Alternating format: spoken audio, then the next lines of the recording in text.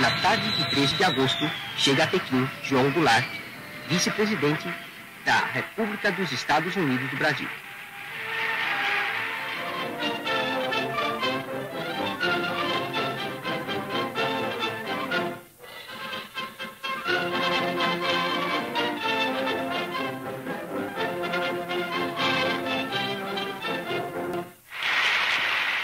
Sou portador de uma mensagem ao povo chinês, mensagem de amizade do povo brasileiro.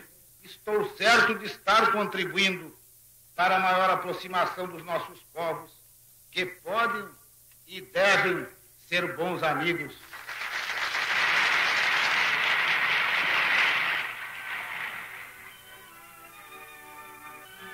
No dia 23 de agosto, o vice-presidente João Goulart termina sua visita à China e parte de Cantão para regressar ao Brasil.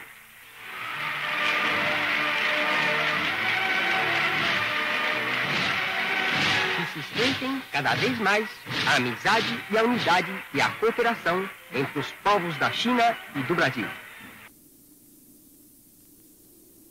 Passava pouco das 6 horas da manhã quando o presidente Jânio Quadros, como de hábito, trancou-se em seu gabinete.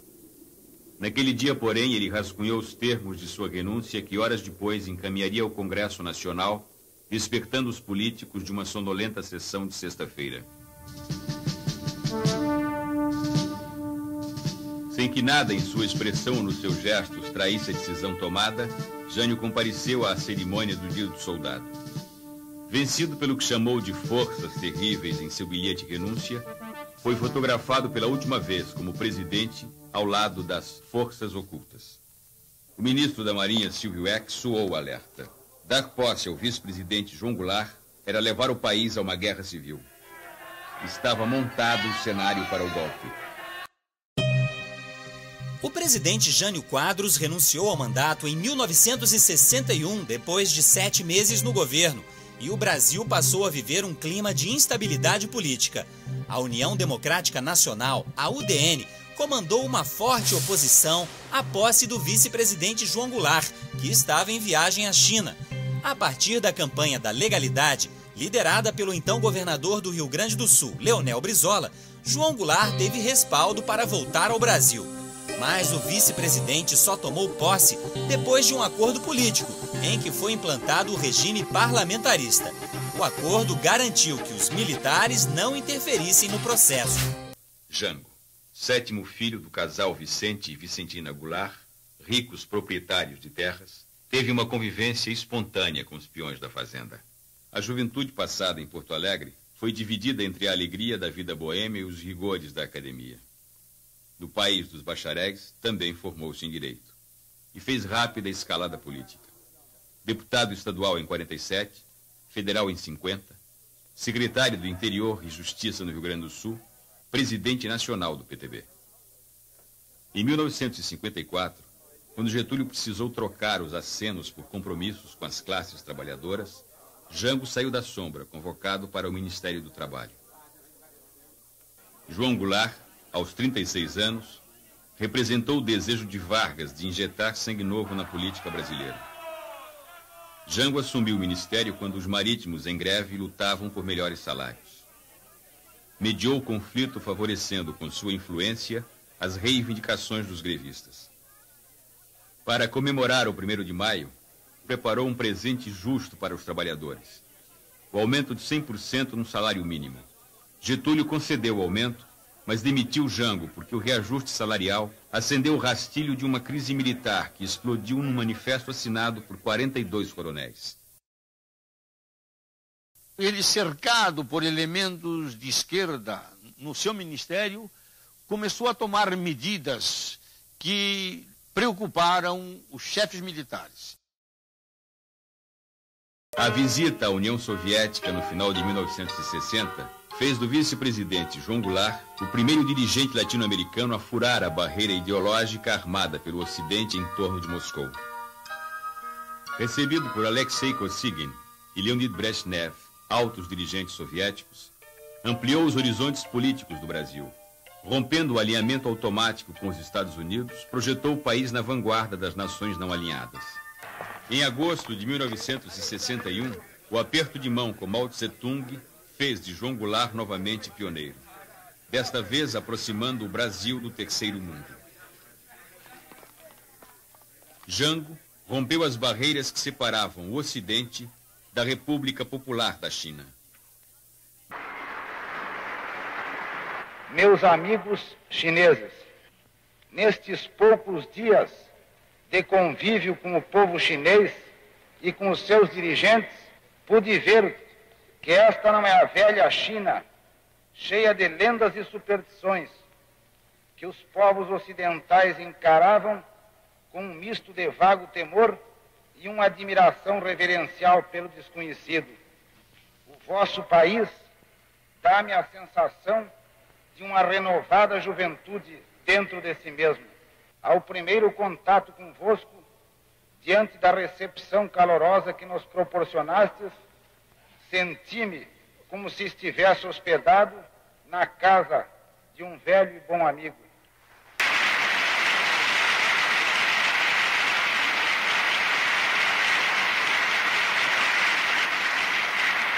No dia 25 de agosto de 1961, explodiu a notícia da renúncia do presidente.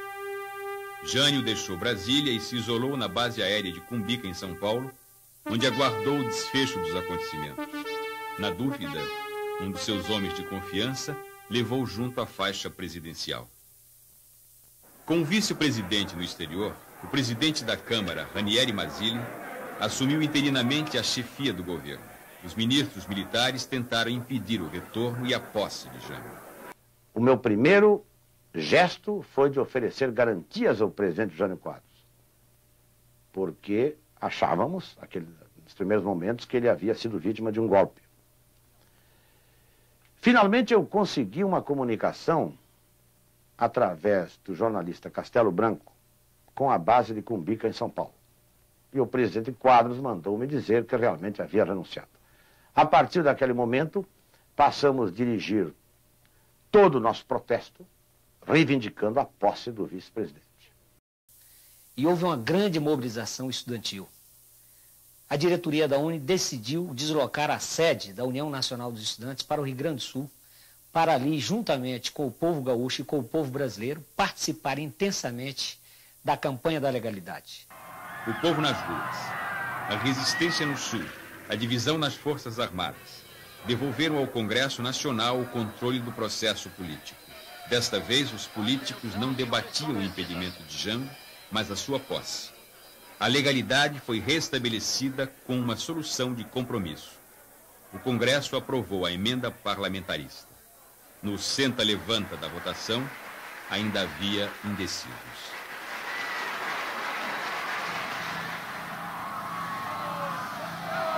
Para a viagem de volta, João Goulart exibiu habilidade e paciência. Ao saber da renúncia, retornou imediatamente ao Brasil pelo caminho mais longo. Paris, Nova York, Buenos Aires e Montevidéu. A rota do Pacífico. Da sacada do Palácio Piratini, acenou para a multidão que o aclamava.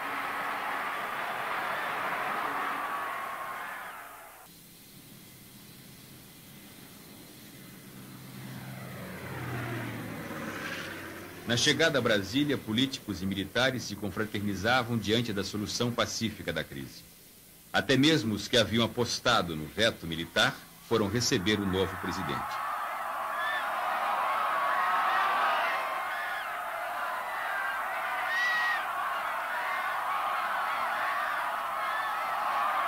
Os coronéis de 54 estavam divididos. O general Antônio Carlos Muricy foi obrigado a deixar seu posto no Rio Grande do Sul por ter resistido à Brizola. O general Golbery, frustrado com a renúncia de Jânio, deixou o exército para fundar o IPES. O general Ernesto Geisel, comandante militar do Planalto, desarticulou a Operação Mosquito, planejada por oficiais da FAB que pretendiam derrubar o avião que trazia Jango a Brasília.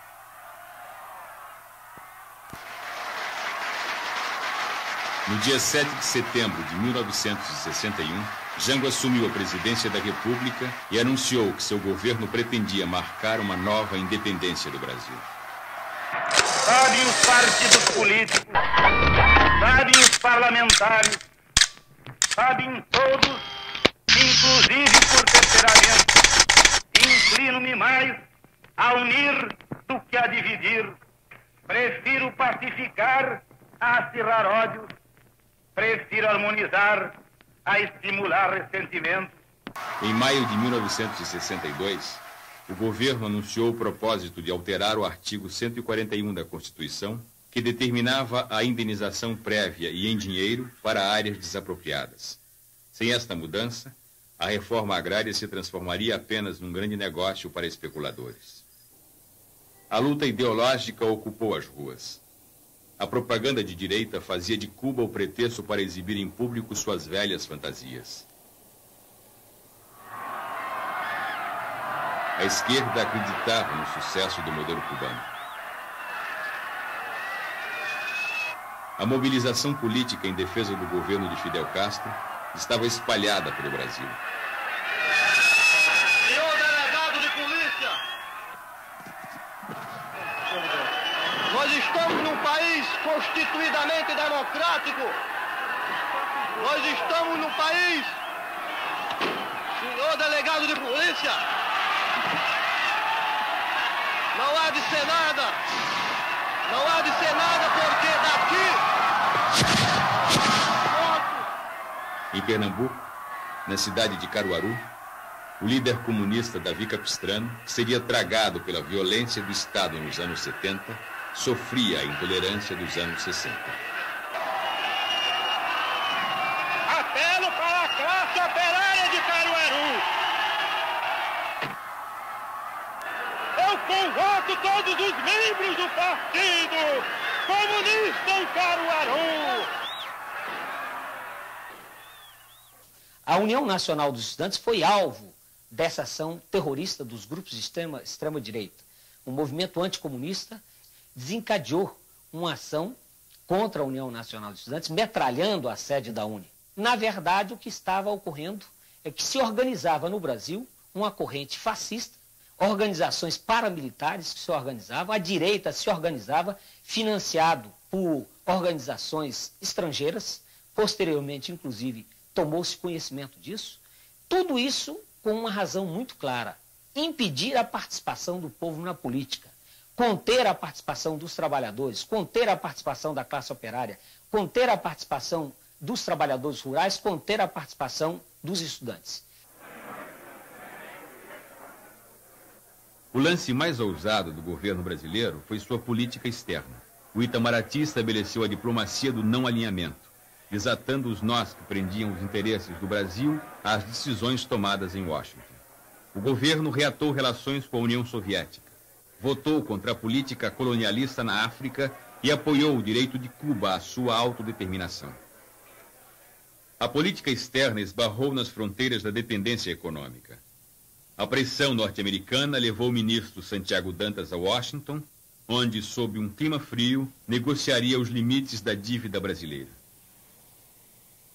Creio que esses dias de contato com as autoridades financeiras americanas e internacionais em Washington se desenvolvem dentro do que tive a oportunidade de anunciar ao povo brasileiro antes de partir do Brasil, e que os seus resultados corresponderão à expectativa do povo brasileiro.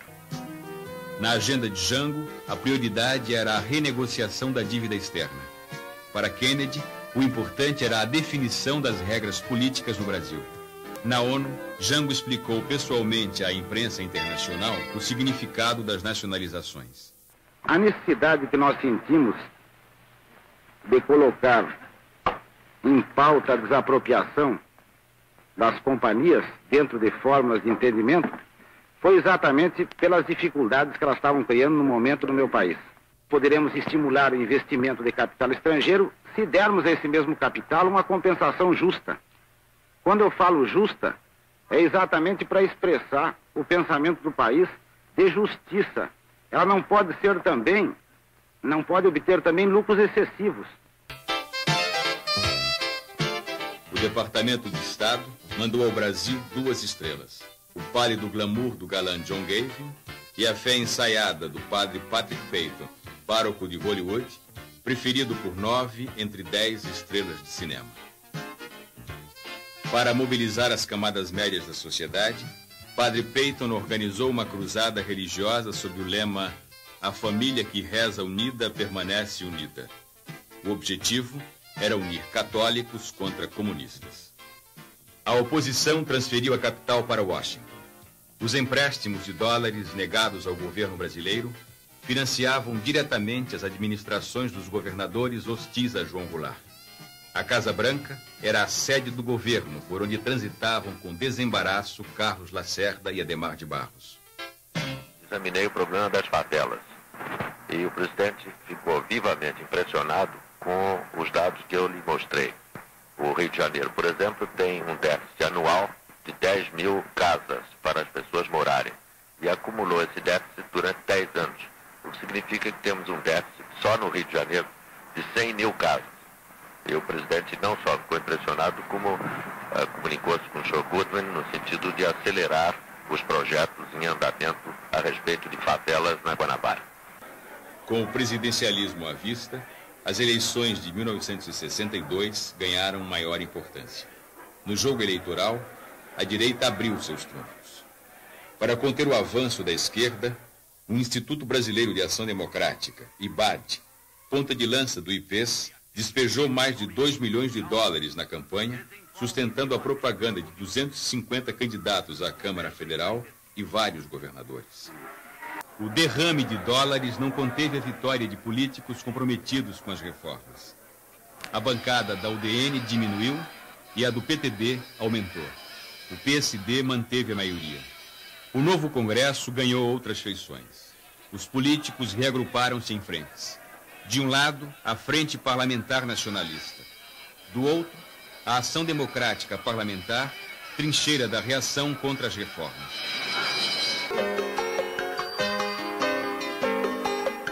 Democratização do uso da terra, voto do analfabeto, disciplina dos aluguéis, bases justas para o salário mínimo. Estes pontos fixavam as regras de um programa de governo capaz de estabelecer maior harmonia social. Jango propunha o fim da fome e da miséria, num país onde a justiça sempre foi o lado obscuro da democracia. A situação do Nordeste recebeu atenção particular do governo.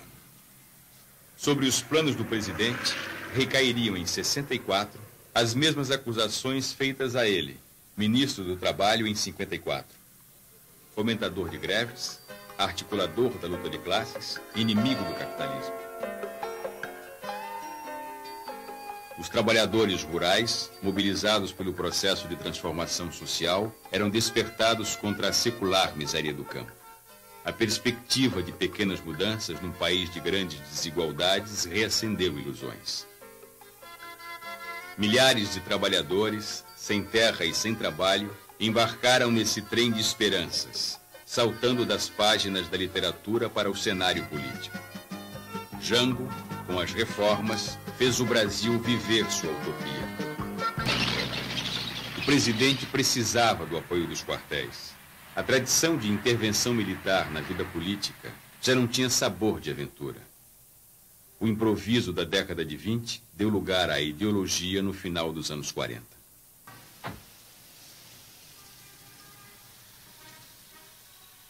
João Goulart acabaria cometendo um erro fatal.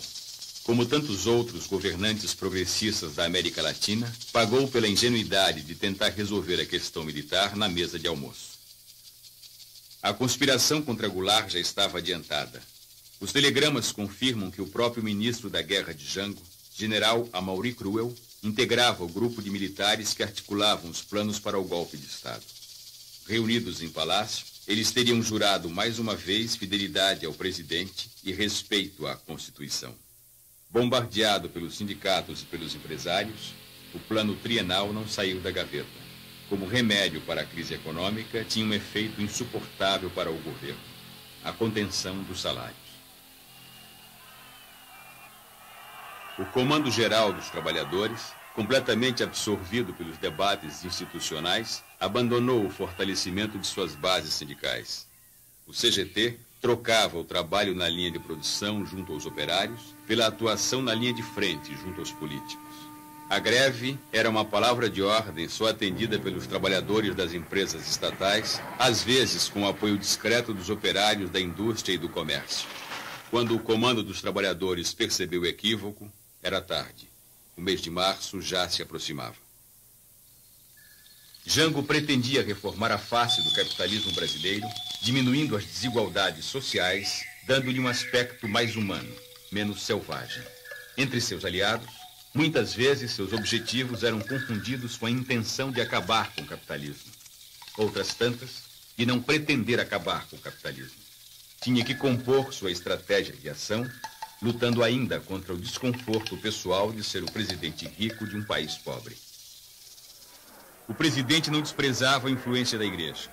A Jango cabia convencer a alta hierarquia católica que as reformas sociais que pretendia iriam estabelecer no Brasil os princípios de justiça que o próprio cristianismo pregava. Os núcleos brizolistas, organizados em todo o país nos grupos de 11, escancaravam a luta de Brizola pelo poder com o slogan: cunhado não é parente, Brizola para presidente.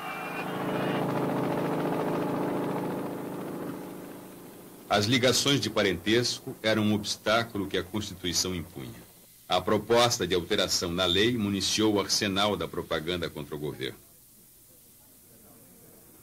Travestida de defensora da Constituição, a direita se fortalecia.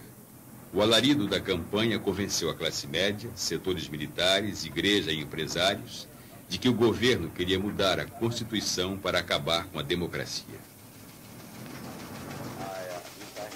Numa entrevista ao jornal Los Angeles Times, o governador Carlos Lacerda anunciou que os militares brasileiros já discutiam a data certa para depor João Goulart.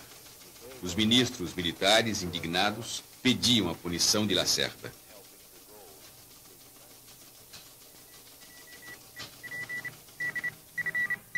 Jango tentou lançar mão do estado de sítio para superar politicamente a reação militar contra o governador e restabelecer a autoridade de seu governo. A esquerda suspeitou que a medida pudesse se desdobrar contra ela. Para evitar a derrota, Jango recuou. Isolado no Congresso, hostilizado pelos governadores Lacerda, Magalhães e Adhemar, bloqueado economicamente pelos Estados Unidos, Jango não tinha outra saída. Partiu para a mobilização popular, empunhando pessoalmente a bandeira das reformas. Em janeiro de 1964, o presidente tirou da gaveta e regulamentou a Lei de Remessa de Lucros, que tinha sido aprovada pelo Congresso há mais de um ano. Já no mês de março, um almoço na Vila Militar e a recepção calorosa manifestada por alguns oficiais não apagaram a inquietação e as dúvidas no olhar fatigado do presidente. O fantasma das reformas que apavorava a classe dominante brasileira ganhou corpo no mês de março. Na sua estratégia de mobilização popular, o governo convocou um grande comício no Rio de Janeiro. O comício da Central, como ficou conhecido, foi marcado para uma sexta-feira, 13. Tudo foi cuidadosamente preparado.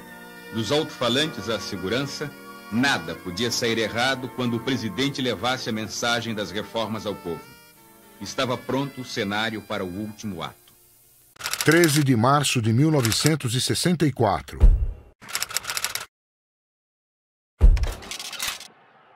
João Goulart discursou em um palanque montado na Central do Brasil, no Rio de Janeiro, em frente ao Ministério da Guerra. Era sexta-feira. O comício das reformas, como ficou conhecido, reuniu mais de 150 mil pessoas. José Leles, do Sindicato dos Metalúrgicos, abriu o grande comício e foi aplaudido pelos trabalhadores. Mas o deputado federal pelo PTB, Leonel Brizola, cunhado do presidente, ex-governador do Rio Grande do Sul, fez o discurso mais inflamado. Ele criticou as direitas e provocou diretamente o governador da Guanabara, Carlos Lacerda. O deputado também atacou o Congresso Nacional, que insistia em não aceitar as reformas de base. O povo olha para um dos poderes da República, que é o Congresso Nacional, e ele diz não, porque é um poder controlado por uma maioria de latifundiários, reacionários, privilegiados e de ibadianos. É um Congresso que não dará nada a mais ao povo brasileiro. Brizola terminou seu discurso de maneira contundente. Não aceitaremos qualquer golpe, venha ele de onde vier. O nosso caminho é pacífico, mas saberemos responder à violência com a violência. O nosso presidente que se decida a caminhar conosco e terá o povo ao seu lado. Quem tem o povo ao seu lado, nada tem a temer. O presidente João Goulart subiu no palanque às 8:45 da noite e falou por 1 hora e 5 minutos. Defendeu as reformas de base e pediu uma conciliação nacional, dizendo que confiava na sensibilidade política e social dos parlamentares para mudar a Constituição. O governo, que é também o povo e que também sou o povo perfeito, reafirma seus propósitos inabaláveis de lutar com todas as suas forças pela reforma da sociedade brasileira. Não apenas pela reforma agrária, mas pela reforma tributária, pela reforma eleitoral ampla, pelo voto do analfabeto, pela elegibilidade de todos os brasileiros, pela pureza da vida democrática, pela emancipação econômica, pela justiça social e ao lado do povo, pelo progresso do Brasil. 13 oradores defenderam as reformas, entre eles o chefe da Casa Civil da Presidência da República, Darcy Ribeiro, e o presidente da União Nacional dos Estudantes, José Serra. Seria um dia decisivo para o futuro dos trabalhadores no campo. João Goulart assinou o decreto da Superintendência de Política Agrária, a SUPRA. Deveriam ser desapropriadas as terras em torno de rodovias e ferrovias, açudes públicos federais, bem como terras beneficiadas por obras de saneamento da União. Era só o primeiro passo para a consolidação da reforma agrária. Os trabalhadores do campo já poderão então ser concretizada, embora em parte, a sua mais sentida e justa reivindicação, aquela que dará um pedaço de terra própria para ele trabalhar, um pedaço de terra para ele cultivar. Aí então, o trabalhador e a sua família sofrida, irá trabalhar para ele, porque até aqui ele trabalha para os donos da terra que ele aluga, ou para os donos da terra que ele entrega sua produção. Goulart anunciou também que as refinarias de petróleo particulares seriam encampadas pelo governo. Em São Paulo, a classe dirigente também se mobilizou contra as reformas. Com o apoio do governo do Estado, da sociedade rural e dos setores da igreja, foi organizada a Marcha da Família com Deus pela Liberdade. Ex-combatentes de 32 e as 400 paulistas levavam o rosário numa das mãos e na outra cartazes com alguns de seus mandamentos. O civismo matará o comunismo. Defesa da Constituição e da legalidade. Jango retirou-se com a família para São Borja na Semana Santa de março de 1964. No final de março, depois de assistirem ao filme sobre o encouraçado Potemkin, os sonhos povoavam a cabeça da marujada brasileira. Sitiados no Sindicato dos Metalúrgicos durante a comemoração do 2º aniversário de sua associação mantida à revelia da Marinha, centenas deles exigiam seus direitos: libertação dos companheiros presos, melhoria da alimentação e o direito de casar. Estava lá, como exemplo e testemunha, o velho João Cândido, herói sobrevivente da revolta que acabou com a chibata em 1910. Já havia rumores de um levante militar quando o presidente compareceu no dia 30 de março à sede do Automóvel Clube para ser homenageado pela Associação dos Sargentos e Suboficiais da Polícia Militar. O presidente falou energicamente que não permitiria a subversão em nome da ordem.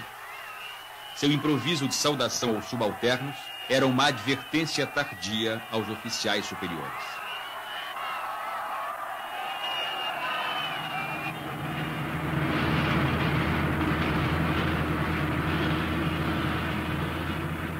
Na madrugada do dia 31, poucas horas depois de terminada a festa, as tropas do general Olímpio Mourão Filho, comandante da 4ª Região Militar, já avançavam sobre a Guanabara.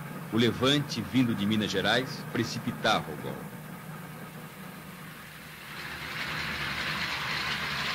Na Guanabara, tanques do exército rolavam sobre a cidade sem encontrar resistência. A classe média exorcizou seus fantasmas, incendiando o prédio da União Nacional dos Estudantes. Na tarde do dia 1º de abril, na zona sul do Rio de Janeiro, já se comemorava a vitória. O presidente João Goulart tinha deixado a Guanabara, reduto do inimigo, seguindo para Brasília. A capital também não oferecia segurança ao presidente. Jango partiu para Porto Alegre. A batalha no Congresso seria rapidamente decidida. Presidindo a tumultuada sessão de 1º de abril, o senador Auro de Moura Andrade, num solene desprezo pelo destino das instituições legais, declarou vaga a presidência da República com o chefe do governo, João Goulart, em território brasileiro. Atenção! O senhor presidente da República deixou a sede do governo. Deixou a nação acéfala.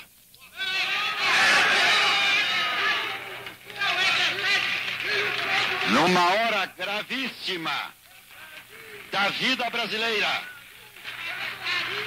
em que é mister que o chefe de Estado permaneça à frente do seu governo. Abandonou o governo. E esta comunicação faço ao Congresso Nacional.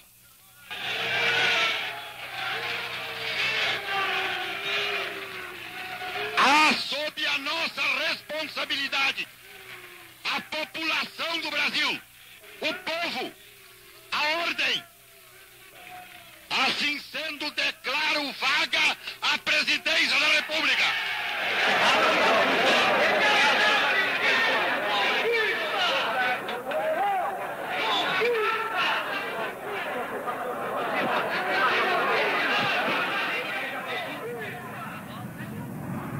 Para o Rio Grande do Sul, a derrota ainda não estava consumada.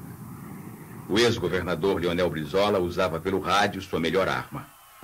O povo nas ruas prometia reeditar a resistência de 61. Quando o presidente João Goulart chegou a Porto Alegre, já em plena crise, houve uma reunião na residência do comandante do Terceiro Exército, que era o general Nadário Telles. Aliás, uma grande figura humana e de chefe militar. Estava o presidente João Goulart, 8 generais e eu. E a minha proposta foi o seguinte: que o presidente se retirasse para o interior do Rio Grande do Sul, mais precisamente para a região de São Borja, e que, naquele momento, nomeasse o general Nadário ministro do Exército, e eu aceitaria a nomeação de ministro da Justiça. E que nós iríamos tratar da resistência. Pediu a palavra ao general Nadário e disse que estava inteiramente de acordo com a minha proposta. Que o Terceiro Exército possuía armamento para organizar corpos de civis que poderiam atingir a mais de 100 mil homens, além das tropas do Exército. E que considerava a situação complexa, difícil, que possuía alguns bolsões dentro do Terceiro Exército, mas que ele considerava possível defender a legalidade. A decisão final dessa reunião coube ao presidente, que decidiu que não houvesse resistência, porque considerava que seria um tributo de sangue demasiadamente grande que o povo brasileiro teria que pagar para restaurar os seus direitos. No dia 2 de abril, com os gaúchos desmobilizados, Jango partiu para São Borja e, em seguida, para o exílio no Uruguai.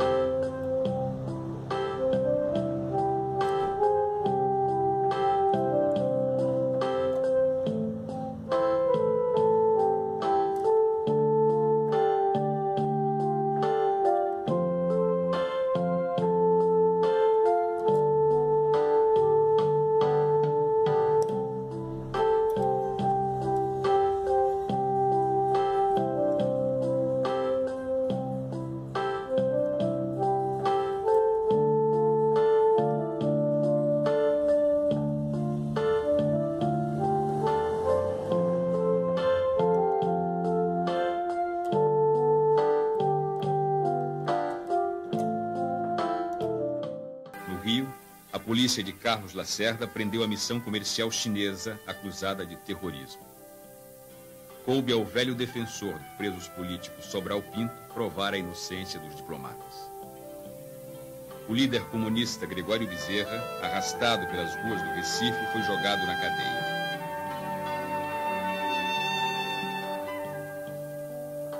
Entre os prisioneiros, um traidor. O soldado José Anselmo dos Santos, conhecido como Cabo Anselmo, dirigente da Associação dos Marinheiros e líder do motim no Sindicato dos Metalúrgicos, anos depois, seria denunciado como infiltração da polícia pelos militantes da luta armada. No Rio de Janeiro, a classe média faria a versão carioca da Marcha da Família com Deus pela Liberdade, já com a vitória assegurada. O direito de nascer. Este furor cívico seria logo depois capitalizado para a campanha De Ouro para o Bem do Brasil, uma tentativa de resolver os problemas econômicos do país com atos de caridade patriótica. Ao chegarem no Rio, Mourão e Magalhães receberam cumprimentos pela vitória de um movimento que aparentemente chefiava. Em minha interpretação, ocorreram 2 golpes em 64. O primeiro golpe foi um golpe típico latino-americano. Algumas forças civis apoiando um movimento militar que surgiu lá em Minas Gerais e que realmente, seus aspectos exteriores, era realmente o que nós conhecemos da história da América Latina. Agora, no curso daquele golpe, houve o outro, deu-se o outro, por dentro. Este foi o que ficou e acabou expelindo todos os personagens, civis e militares, que participaram do primeiro. Este foi o que permaneceu, foi este que construiu, nesse tempo, um núcleo militar e um sistema econômico. 1964 fechava o ciclo dos coronéis de 54. Desta vez eles estavam unidos e tinham um programa. Os conceitos forjados na Escola Superior de Guerra substituíam a justiça social pelo desenvolvimento e a democracia pela segurança.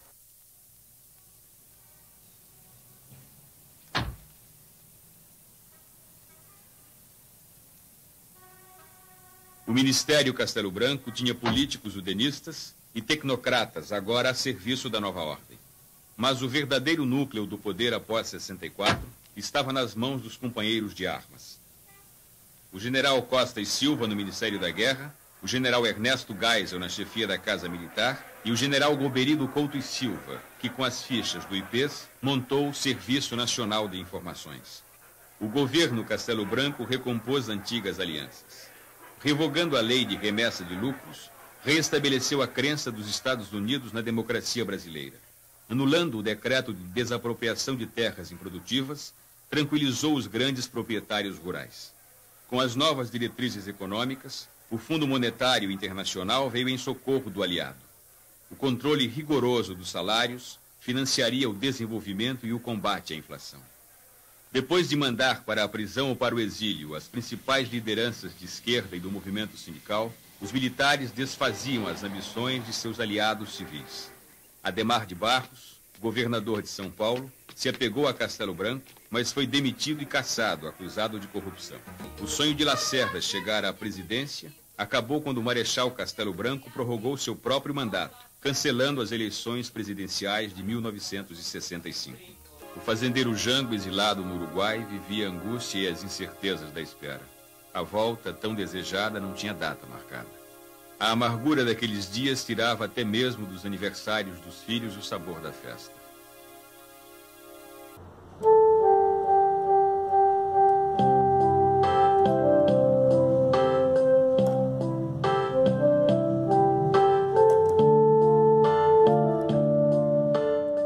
A marginalização do povo e o fracasso das soluções políticas abriram caminho para as passeatas.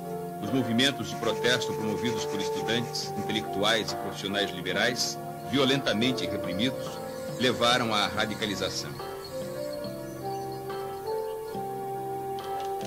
A derrota do populismo provocou desencanto com as fórmulas políticas tradicionais e lançou uma nova palavra de ordem: a luta armada. O presidente João Goulart sabia que seu nome constava nesta lista de políticos condenados. O maior sonho dele, a maior vontade que ele tinha era de voltar ao Brasil. Eu acho que no fundo ele não aguentava mais essa instabilidade de ficar percorrendo países da América Latina e mais tarde até pensar em se radicar na Europa.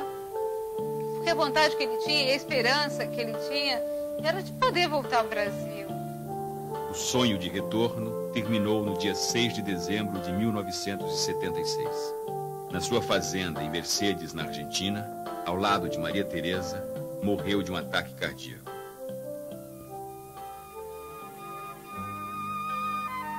O jornalista Carlos Castelo Branco registrou assim a sua morte. O presidente João Goulart, sem condições de voltar ao Brasil, compelido a deixar a Argentina e aconselhado a não permanecer no Uruguai, morreu como um peão perdido à procura do caminho de volta ao seu galpão.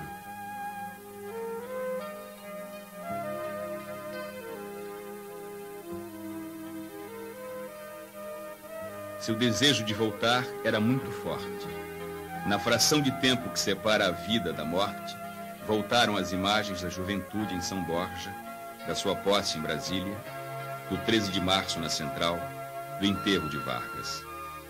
Do carinho do povo e do seu papel na luta pela construção de uma sociedade mais justa que lhe valeu o destino de ser o único presidente brasileiro a morrer no exílio.